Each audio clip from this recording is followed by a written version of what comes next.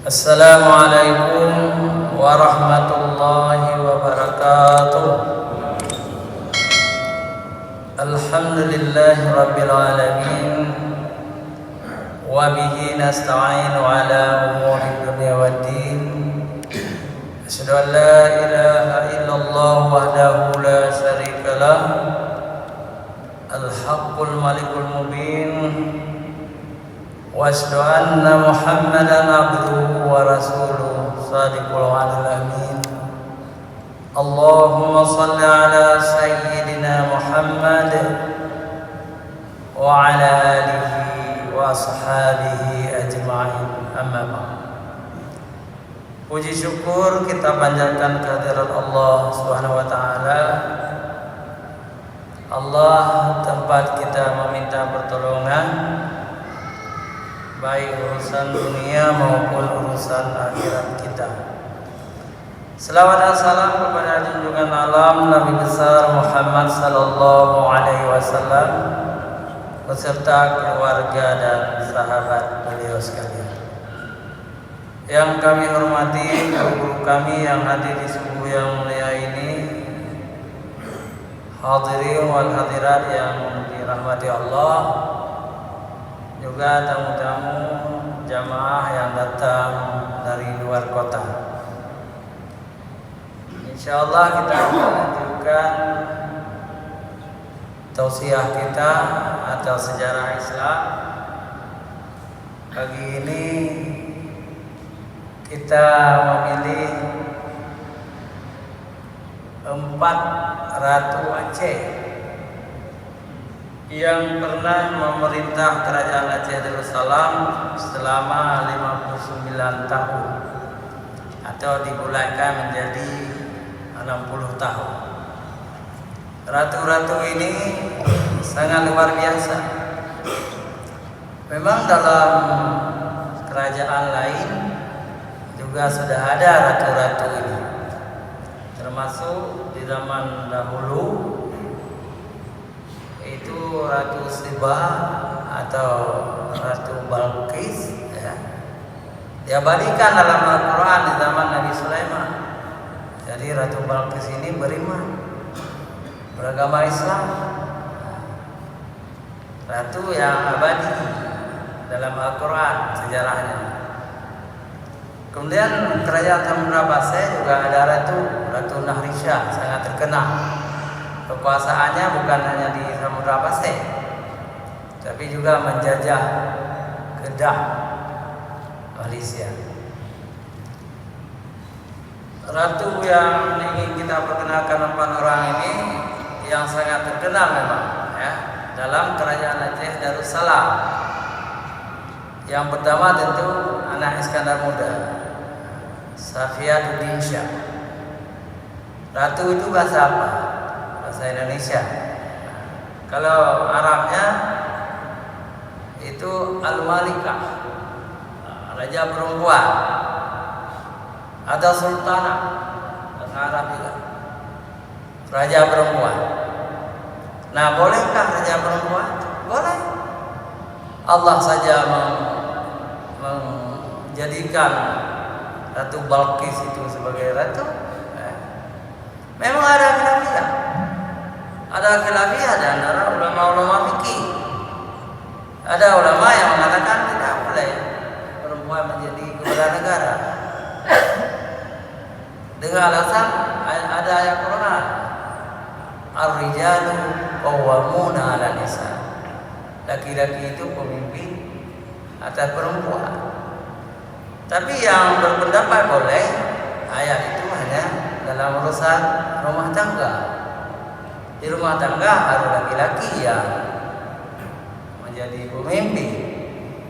Tetapi sebuah negara sudah dicontohkan oleh Allah, Ratu Balqis itu ratu yang adil, menjadi istri Nabi Sulaiman.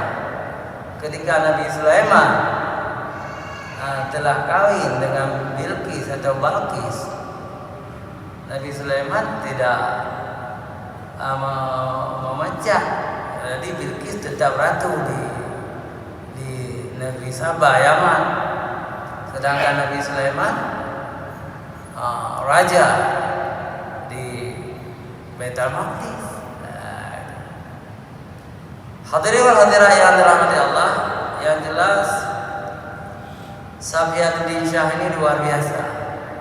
Berpuasa selama 34 tahun dan sangat menonjol di zamannya. Yang pertama, menjaga wilayah ayahnya, wilayah Aceh. Wilayah Aceh menguasai setengah Sumatera sampai Bengkulu, lebih setengah 70% Sumatera ini di bawah Iskandar Muda, dan sekitar 60% di Semenanjung Malaysia. Di Malaysia kekuasaan Iskandar Muda, yang pertama Johor, yang kedua Pahang, yang ketiga Terengganu, Malaka kita kalah, yang keempat Kedah, yang kelima Perak, yang keenam itu perbatasan dengan Thailand, Perlis. Jadi luar biasa. Jadi 60% lebih Malaysia tunduk ke Aceh. Ini yang dipertahankan oleh Ratu Safiatuddin Syah dan berhasil. Berhasil. Jadi negeri-negeri itu tunduk kepada ratu kita, Ratu Safiatuddin Syah. Artinya ibu negara adalah Bandar Aceh Darussalam. Jadi ibu negara waktu itu istana ada di Banda Aceh.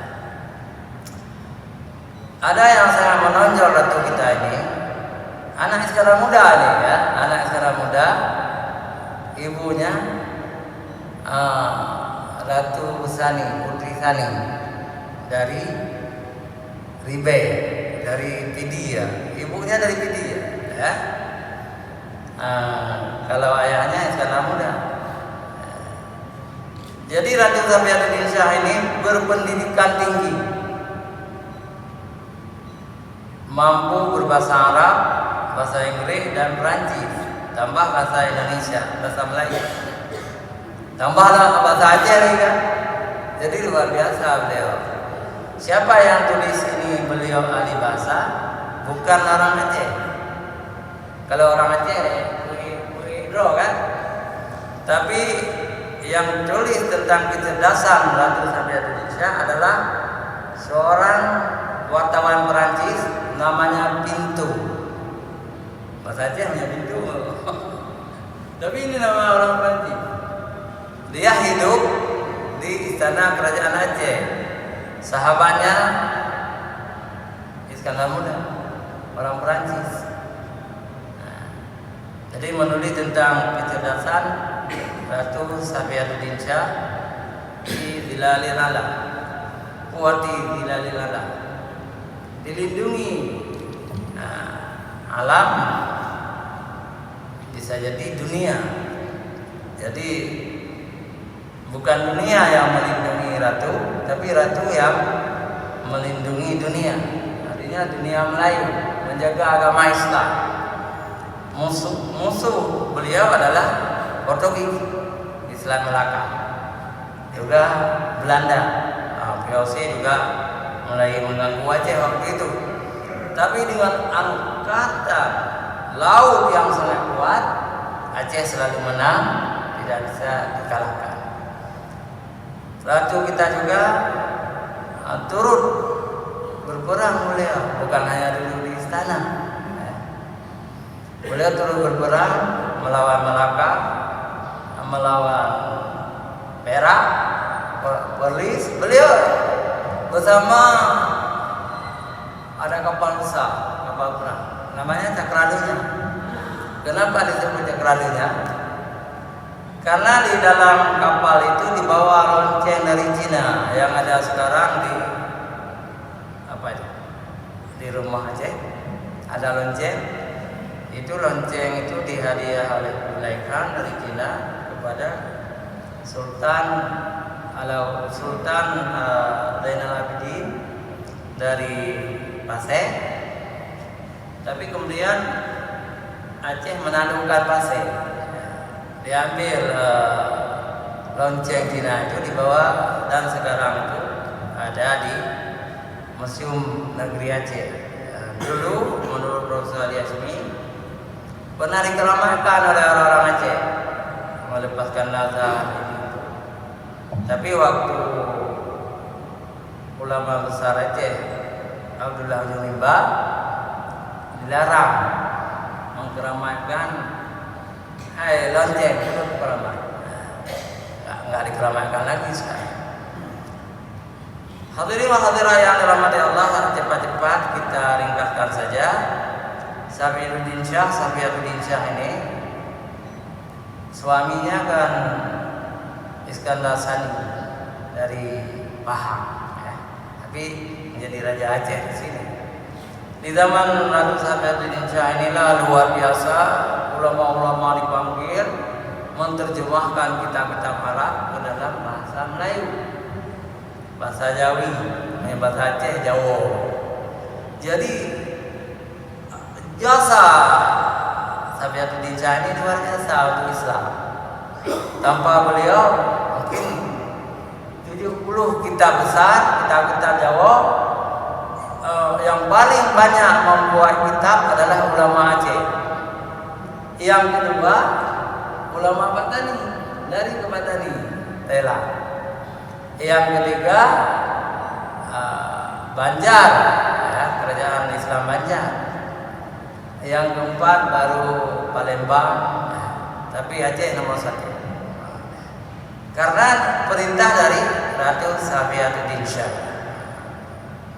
Kita tinggalkan Ratu Safiuddin Syah. Ratu kedua adalah ini anak angkat, karena Safiuddin Syah tidak punya anak. Jadi anak angkatnya menjadi pengganti beliau, Raqiuddin Syah, atau ada gelar lain Tajul Alam. Ini anak angkat karena Ratu tidak punya anak pewaris. Ini 10 tahun, tetapi jasanya juga luar biasa karena dia istilahnya menjaga amanah ibu angkatnya, menjaga negeri Aceh dari Portugis dan Belanda Biosi sudah mulai mengganggu Aceh. Jadi tidak ada prestasi yang berlebihan, tapi menjaga amanah orang tua kan bagus juga. Aceh tidak bisa diganggu oleh penjajah barat. Yang ketiga, Ratu Aceh kita ini yang luar biasa, Kamalan Syah, ya. Ini keturunan dari Ratu kedua. Keturunan dari Ratu kedua, juga adil, juga luar biasa, tetapi lepas beberapa negeri di Sumatera karena dijajah oleh Belanda dan Inggris. Seperti Bangka Belitung itu Aceh dulu diambil oleh Inggris, lepas. Kemudian lepas juga Terengganu dipengaruhi oleh Portugis, lepas juga. Maklumlah zaman itu zaman Eropa Melayu melirik Nusantara. Ratu kita yang terakhir adalah Ratu Raqiuddin Syah. Ini yang terakhir. Ratu ini juga bagus, tetapi masalahnya banyak negeri-negeri melepaskan diri, termasuk Terengganu, termasuk Johor, melepaskan diri dari Aceh, termasuk Kedah, dan tidak mampu dilawan karena sudah lemah. Penjajah semakin kuat, ya, Portugis dan Belanda. Namun Ratu kita ini sangat bagus, ya. Tetapi terjadi kekacauan di Banda Aceh ini. Datang Syarif Mekah, datang orang-orang Arab, ya, Syarif Hashim, yang menyebutkan kalau negara sudah lemah, perempuan tidak boleh lagi menjadi kepala negara. Tapi Ratu kita ini tidak mau turun. Saya Ratu, saya kepala negara, sultanah. Nah, walaupun ada fatwa dari Makkah, perempuan tidak boleh, saya tidak mau turun. Itu kan hebat. Apalagi nenek saya, keluarga saya ratu, sultanah. Rupanya orang Arab ini cerdas. Orang Arab ini cerdas, mengajak ulama dan membawa sebuah surat palsu dari Mekah. Jadi syariah Mekah atau kerajaan di Mekah memfatwakan perempuan tidak boleh jadi kepala negara. Semakin goyang Aceh ini, semakin goyang. Karena orang-orang Arab tadi ingin jadi raja di Aceh. Syarif Hasyim. Akhirnya Syarif Hasyim ini cerdas, mengajak, sudah janda, suaminya sudah meninggal, mengajak berumah tangga, dan ratu kita juga mau. Akhirnya jatuhlah Aceh ke tangan orang-orang Arab.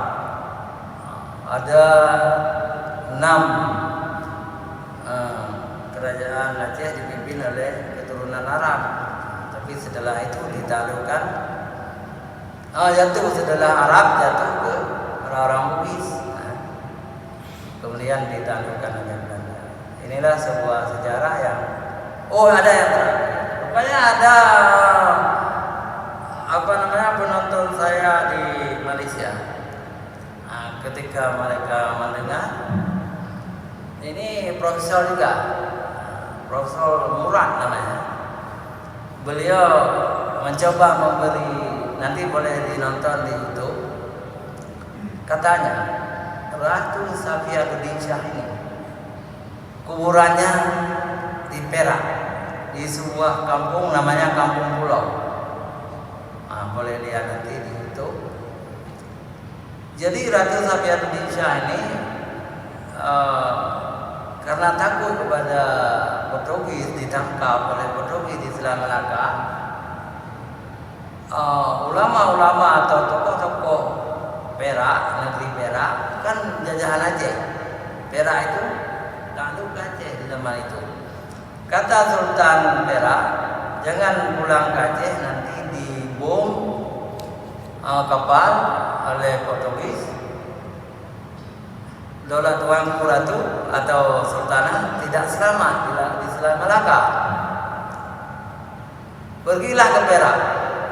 Kami akan menjaga Daulat Ratu atau Sultanah mati-matian. Beliau akhirnya tunduk ke Raja Perak. Beliau pergi ke Perak. Negeri Perak itu berbatasan dengan negeri Kedah. Ibu kotanya Ipuh sekarang ini. Saya sudah 2 kali ke sana. Tapi saya tidak pernah ke makam ini karena dulu kita tidak tahu. Jadi beliau meninggal di situ. Jadi Ratu Safiatuddin Shah fi Zilalil Alam ini meninggal di Kampung Pulau Perak, Malaysia. Nah, ini ilmu baru. Sebelumnya saya nggak tahu. Setelah saya kirim video ke Malaysia dan Patani, ini sudah ada yang menanggapi, memberitahukan kita bahwa Ratu Safiatuddin Shah ada makamnya di Perak. Wallahu a'lam. Nanti saya sampaikan kepada gubernur. Kalau betul, kita buka. Saya sudah berhasil. Jadi saya yang pertama mengungkapkan, ya, di Kota Malaka itu ada makam ulama Aceh. Makam ulama Aceh, Syamsuddin Asmatrani. Kemudian ada Bapak Gubernur, Pak Gubernur Irwandi Yusuf, sudah dibuka di sana di Kota Bawah Malaka. Alhamdulillah. Juga saya mendapatkan Panglima Piti yang 15 kilo, 15 meter ukurannya. Itu di atas Bukit Kainjo, Malaka. Nah. Dan di situ juga makam prajurit-prajurit Aceh, tapi belum dibuka. Nah, jadi Panglima Piti di Malaka. Nah, ini juga hal yang menarik. Kita sampaikan kepada pemerintah, siapa tahu ada uang nanti kita pergi ke Perak untuk apa betul atau enggak. Sultanah Safiatuddin Shah sudah ketemu kuburannya di negeri Perak. Hanya sampai di sini. Hadanallahu wa iyyakum ajma'in. Wassalamualaikum warahmatullahi wabarakatuh.